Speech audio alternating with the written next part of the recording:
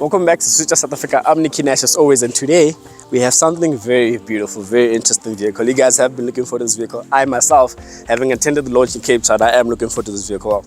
So I've had some time with the car. Now I'm going to tell you my thoughts about this vehicle. But before I do that, I need to tell you about that one thing, and you guys know what it is. It's Change Cars. What is Change Cars? Change Cars, online platform. You can buy, sell your vehicle. So if you're looking to buy, for example, if you have the HAVAL Jolly on and you see this H6 GT and you're like, you know what, I really love this vehicle, go on Change Cars, search HAVAL GT, and dealerships will pop up, and then you just go buy a vehicle. But I've told you about Change Cars. Let me tell you the look of this vehicle. And personally, my favorite part of this vehicle, somehow it's not the front, but the back of the design. But let's speak about the front. Up front, what I like about this car, this specific model, is the color, the specific color.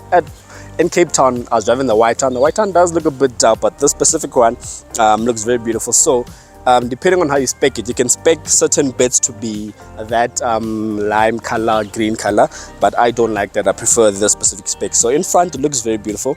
It looks like a HAVAL, so it looks like the H6, the normal one. But once you look at the rear, this way things get a bit different. But personally, up front, for me, something that works for me is the lights.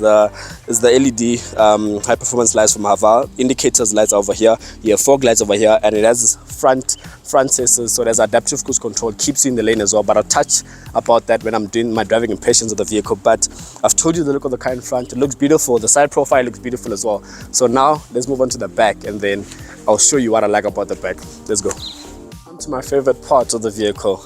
My most favorite part of the vehicle, because I do like the vehicle as well, in front, is the rear end of this vehicle. So obviously the H6, if you guys know H6 has a light bar, like a light bar. You'll see the one that we're gonna get, the hybrid one, it will have a light bar. So this one doesn't have a light bar because it's GT. So HAVAL had to do something different to differentiate this from the normal H6. Well, besides making it a coupe, the fact that this is a SUV coupe, HAVAL went the extra mile. So you can see that it's not just the H6, it's the H6 GT. So over here you have carbon fiber look-alike. Definitely this is not carbon fiber. For the price of this vehicle, this is not carbon fiber, it's carbon fiber wrap.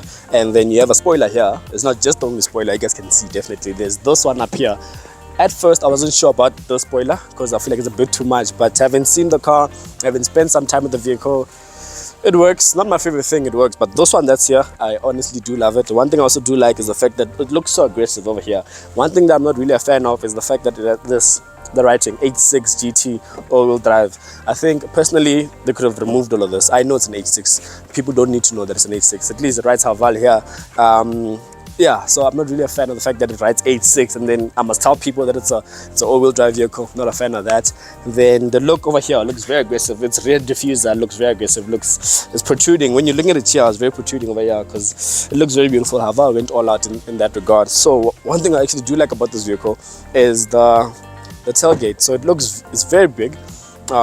So coupe style vehicles you have this large opening to put your things. You can see I have many of my things in here, but this, I like that about the vehicle because it's so big. Speaking of things I like about the vehicle, let's speak about things I don't like about the vehicle, and then we'll take it from there. So things I don't like, no, actually interior first, and then things I don't like. Let's get inside.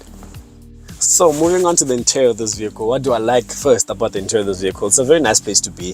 The interior, it feels very premium. For 630,000 rand, this vehicle feels very good inside. The seats as well, they're amazing. They're right GT, and they have Alcantara touches, carbon fiber type beats. You guys will be seeing that overplay videos. I like that about the vehicle as well. And knowing HAVAL, you get a bottle of water as well from them, so that's a nice touch from HAVAL. So when I speak about the infotainment system, very nice big infotainment system. You see everything you need to see. As you can see, there's very little buttons. So something that I don't like about this vehicle is that there is no volume knob anyway. If you want to increase the volume, you need to faff around with the infotainment system or over here. So as the passenger, infotainment system is where you need to play around for the volume knob. So the infotainment system, literally every single thing about this vehicle is in the infotainment system. If you want to change driving modes, it's in the infotainment system. So this vehicle has race mode, so you can customize the start button over here to something you'd like. So in this vehicle, it's customized to race mode, so you press it, it goes straight into race mode. But if you want to go to eco mode, normal or sport, you need to go through infotainment system.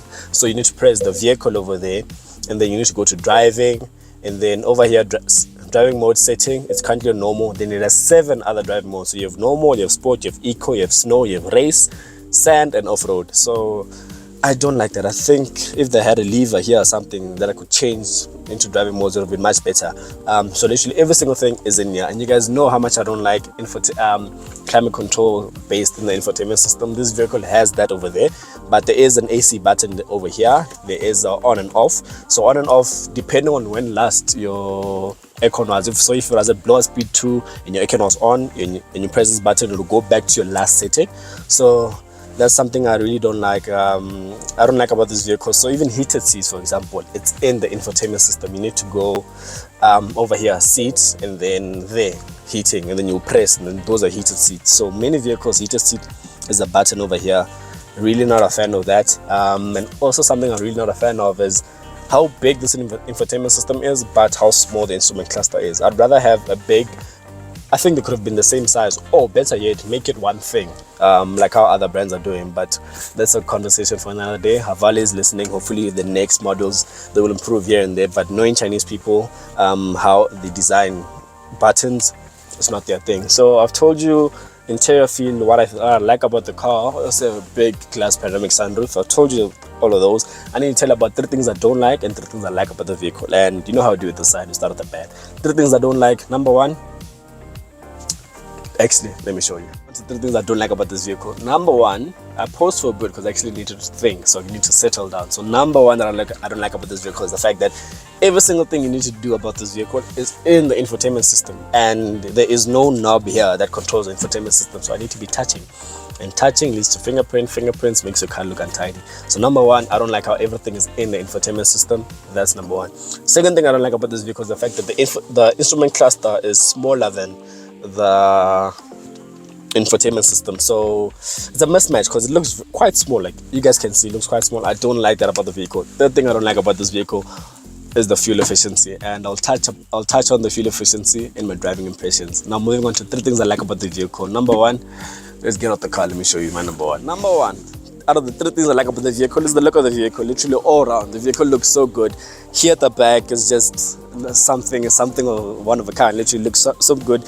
Nice coupe design style. And the second thing I like about this vehicle is how it sounds actually when it's in race mode. And here's a clip of that.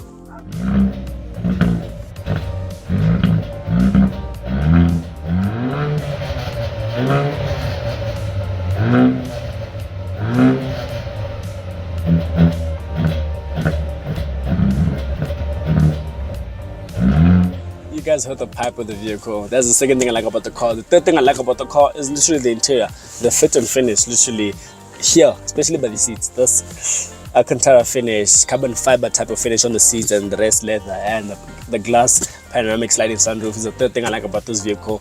Now I've told you the 3 things I like about this vehicle. Now it's time to move on to my driving impressions and then recommendation. Let's get it. So now you join me inside the HAVAL H6 GT for my full driving impressions of the vehicle. So I know this car has race mode, and I don't know you guys are expecting me to drive the living out of this vehicle, but I've already done that at launch. So if you want to see me drive this vehicle hard, watch my launch video. So in this review, driving impressions, I'm just going to speak about my time with the vehicle and my experiences with the vehicle. So this vehicle has 7 driving modes. 7 driving modes you're looking at. I mentioned them. It's normal, sport, eco, race, snow, off-road, and sand. I think sand is the 7th one. Yes. So that's the thing about this vehicle. More to the transmission side, something I need to speak about is so this vehicle is a 2-liter, 155 kilowatts, and 325 newton meters of torque. So that is quite decent. It's enough for this vehicle to get the vehicle going. So paired through a 7-speed DCT gearbox. So the disadvantage about the DCT gearbox in this specific vehicle is the fact that the car is jerky a bit, so it does tend to, and sometimes it doesn't kick off same time, so you need to give it a bit of acceleration to get the car going. And personally, I'm not really a fan of that. So depending on the type of person you are, you may put too much throttle on the vehicle and it will jerk forward like and all that. So in terms of the driving of the vehicle, for city driving it's enough. Then you can switch it into race mode and then the vehicle comes alive. You feel a bit more of the vehicle, so it gives you the power. So in this vehicle there's never a point in time where you're like, I wish it had more power. maybe when you're overtaking, but once this vehicle gets going, it gets going. Honestly, there's no need for you to say, I wish I had more power. But the fuel efficiency of this vehicle is the downfall of it. I'll put the claim fuel efficiency over there of this vehicle. So this vehicle will be averaging around 10, 11, depending on your driving and all of that. And it's easy to go through a tech in this vehicle. It's very easy. But that's just the vehicle. It's known, HAVAL is known for that. But the hybrid one, I've read thoughts of my colleagues about the vehicle. Told me that they're averaging quite good in the vehicle. I can't wait until I get it. But I've told you about my drive for this vehicle and how comfortable it is in terms of where I'm sitting. But my full driving impressions is basically that. If you want to see the exciting things in terms of me driving the vehicle hard and all of that, unfortunately you guys are going to have to go to the launch video, because I drove it hard there, and over here is just me telling you the logistics, the things that you want to know about the vehicle. Can you live with it? Yes, you can. So I've said that about the vehicle. I've told you what you need to know about the vehicle. I'm sure you guys now are asking those three things, those three questions. Do I like the car? Would I buy the car? Would I recommend it? And for that, I need to be outside the vehicle, and yeah, let's do that. But I think, let me not be rude for you guys. You guys are my subscribers. Downshift, then you pause there, then be gone. So yeah, recommendation. So now moving on to the recommendation. You guys know there's always those three questions I ask myself. Do I like the car? Would I buy the car? Would I recommend the car? Number one, do I like the car? Most definitely. Number two, would I buy the car? Most definitely. Number three, would I recommend the vehicle? Yes. So it depends on the type of person you are. If you don't want the H6, you want something a bit sportier, you don't really care about the fuel efficiency of the vehicle, you'll be able to live with the vehicle, you can afford the vehicle, I would tell you, look, there's this HAVAL H6 GT. It gives you the look you want, it gives you the sound you want. You guys heard that. It gives you the sportiness feel in an SUV for half of the price of the SUVs you'd actually want to buy. So this vehicle, definitely I would recommend in that regard. And in terms of overall fit and finish, this vehicle is really one of a kind. It really feels so good. I can't wait for the hybrid one. But you guys know, you watched the Qashqai review. I hope you did. If you didn't, link in the description box below so you can know what I'm about to say. So I'm not gonna tell you between this and the Qashqai which I'll buy, which one is my pick, because I still need to drive the Sportage. Sportage is next, and then there is the hybrid one of this one. So at the end of the video of the hybrid one of this one, that's when I'll tell you, out of the four vehicles, the Nissan Qashqai, this one, the Sportage, and the hybrid one of this one, I'll tell you which one is my go-to, and I'll also include the Mazda CX-5s we had earlier on in the year. But that's it for this review. I'm Nicky Nash from South Africa. I hope you guys are liking the content. Comment down below what you think of this vehicle. If you like it, you don't like it, and yeah, if you don't like it, you have a problem. If you like it, you like me, Izinja. Let's on to the next review. Sportage. See you next time. Let's get it.